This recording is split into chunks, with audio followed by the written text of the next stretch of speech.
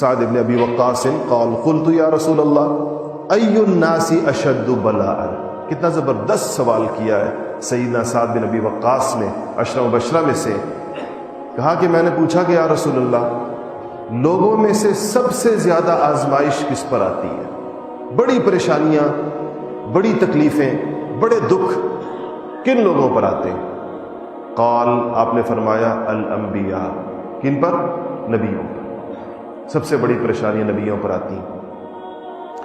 ثم الامثل فالامثل، پھر جو اس کے بعد درجہ بدرجہ، یعنی جو نبیوں کے جتنا قریب جس کی زندگی ہوگی، امثل مثال سے یعنی جو قریب ترین نبیوں کے جس کی زندگی ہوگی اس پر اتنی زیادہ آئے گی، اور اس کے بعد پھر جو اس سے قریب ہوگا، جو اس سے قریب ہوگا، جو اس سے قریب ہوگا، درجہ بدرجہ اس طریقے سے. پھر فرمایا اگلی بات دیکھیں، یبتل العبد علی حسب دینہ، انسان آزمائشوں میں اپنے دین کے بقدر مبتلا کیا جاتا ہے.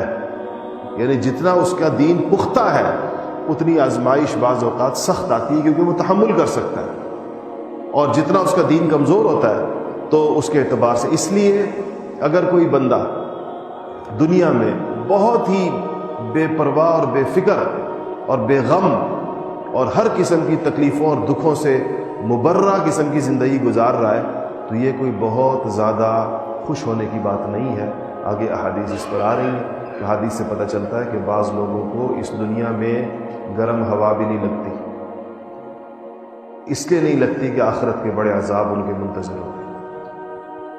اور بعض لوگ ایسے ہوتے ہیں کہ جن کو اللہ جل شانہ اس دنیا کے اندر خوب آزمائشوں میں مبتلا کرتے ہیں، اور وہ ایسے کرتے ہیں کہ دنیا سے پاک صاف کر کے ان کو اٹھاتے ہیں، آخرت کے اندر ان کے اوپر کوئی چیز نہیں آتی. تو کہا کہ اعلیٰ فَإِن كَانَ فِي دِينِهِ صُلْبًا اشتد بلاؤہ، حضور نے فرمایا کہ اگر وہ اپنے دین میں سخت ہوتا ہے، مضبوط ہوتا ہے، چٹان کی طرح کھڑا ہوتا ہے اپنے دین کے اوپر، تو اشتد بلاؤہ، تو اس کی آزمائش بھی سخت ہو جاتی ہے، بڑا امتحان ہوتا ہے. یہ ایسا ہی ہے کہ جیسے قابل اسٹوڈنٹ سے، لائق اس طالب علم سے استاد سخت سوالات کرتا ہے.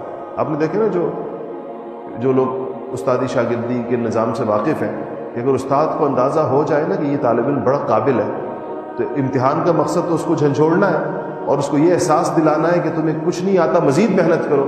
تو اگر اسے سادے سادے سوالات کر لیے جائیں گے وہ آسانی سے جواب دے کر وہ تو ایک فخر اور غرور میں مبتلا ہو جائے گا کہ میں تو بہت بڑا علامہ ہوں. تو اس سے ذرا مشکل سوالات کیے جاتے ہیں. اور جو کمزور سا ہو، بالکل ہی بیچارہ ناتوان سا ہو، تو اساتذہ کہ یہ بالکل ہی نہ بیٹھ جائے اور یہ ہمت نہ ہار دے اور پڑھنا نہ چھوڑ دے، تو اس سے آسان سے سوالات کر کے اس کو کہتے ہیں چلو بھائی تم پاس ہو.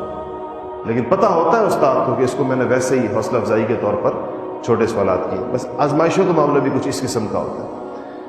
اور کہا کہ وَإِن كَانَ فِي دِينِهِ رِقَّةٌ، اور اگر اس کے رقت نرمی کو کہتے ہیں کہ اگر اس کا دین نرم ہے تو پھر کیا ہوتا ہے؟ ابتلی علی حسب دینہ، پھر اس کو اس کے دین کے مطابق، یعنی آزمائش بھی اس کی ہلکی ہوتی ہے، چھوٹی چیز اس پہ ڈالی جاتی ہے. اور پھر فرمایا کہ فما یبرح البلاء بالعبد حتی یترکہ یمشی علی الارض وما علیہ من خطیئۃ. یہ وہ بات جو میں نے آپ سے کہی کہ آزمائشوں کا یہ دور رہتا ہے، یہ چلتا رہتا ہے، اور وہ زمین پر بھی بندہ چلتا پھرتا رہتا ہے، ان آزمائشوں کے ساتھ اپنی زندگی گزارتا رہتا ہے، یہاں تک کہ اس کے اوپر ایک گناہ باقی نہیں رہتا. یہ آزمائشیں اس کے تمام گناہ جھاڑ دیتی ہیں، تمام اس کے جو اس کی خطیئہ ہیں، خطائیں ہیں اس کی، وہ ساری کی ساری اس سے جھڑ جاتی ہیں. اور جب وہ دنیا سے رخصت ہوتا ہے تو اس کے دامن کے اوپر ایک چھینٹ بھی نہیں ہوتی.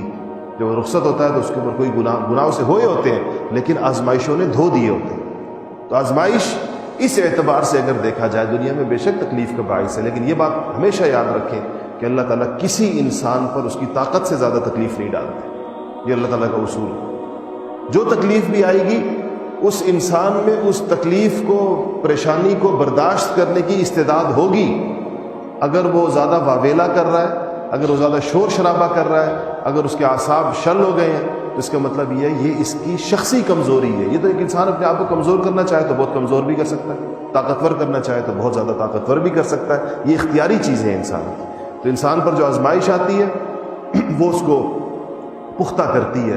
اور تربیت کا اصول یہ ہے، دینی تربیت کا بھی اصول یہ ہے، دنیاوی تربیت کا اصول بھی ہے کہ وہ سختیوں میں کی جاتی ہے.